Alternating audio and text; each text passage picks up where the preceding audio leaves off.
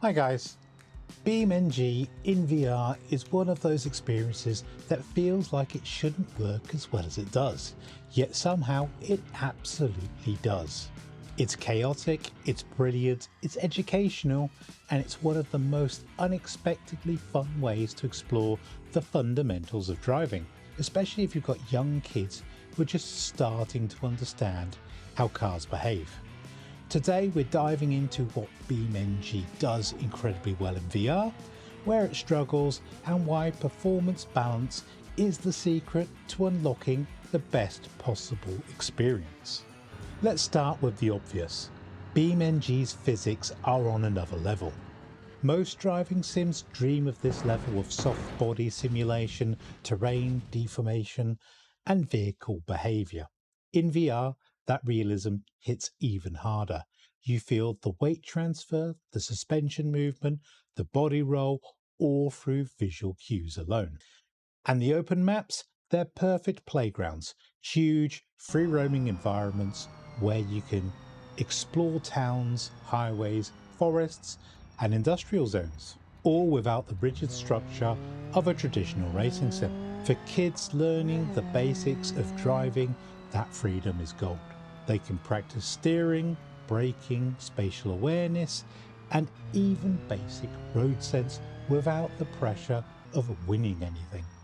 But my favourite part, and the part my kids love, is the clutch system. BeamNG's clutch modelling is surprisingly nuanced. Driving around a town map, teaching them about clutch bite, gentle throttle and smooth gear changes is honestly more engaging than some dedicated driving school software. It's playful, it's hands-on, and it sneaks in real learning without feeling like a lesson. Of course, it's not all perfect. BeamNG in VR can be demanding, really demanding.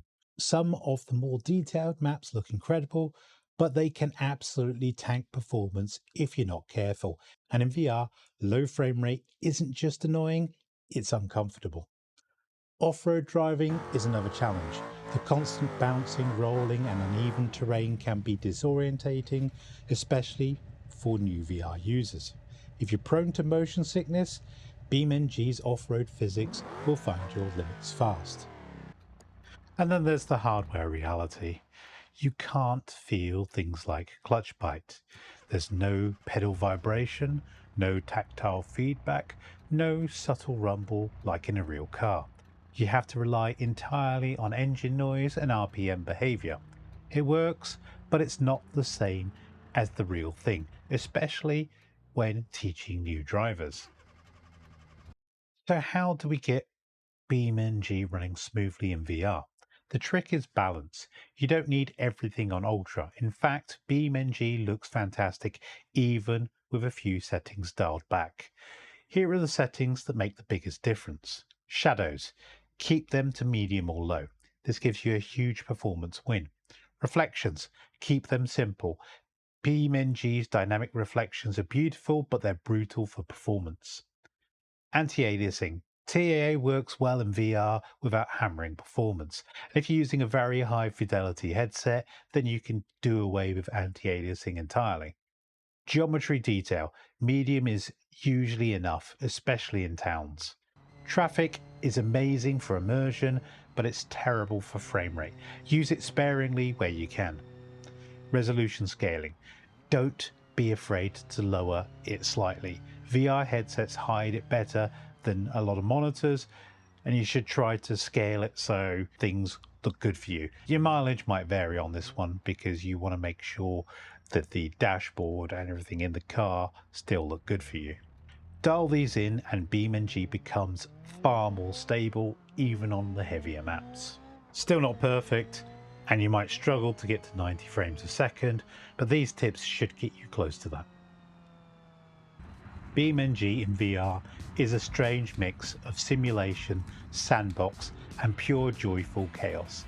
It's not perfect, performance can be rough, off-road driving can be disorientating, and the lack of tactile clutch feedback means you have to adapt your driving style.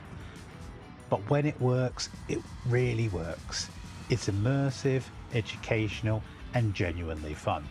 Whether you're teaching your kids the basics of driving, exploring massive open maps, or just messing around with physics that other sims can only dream of, BeamNG in VR is an experience worth trying.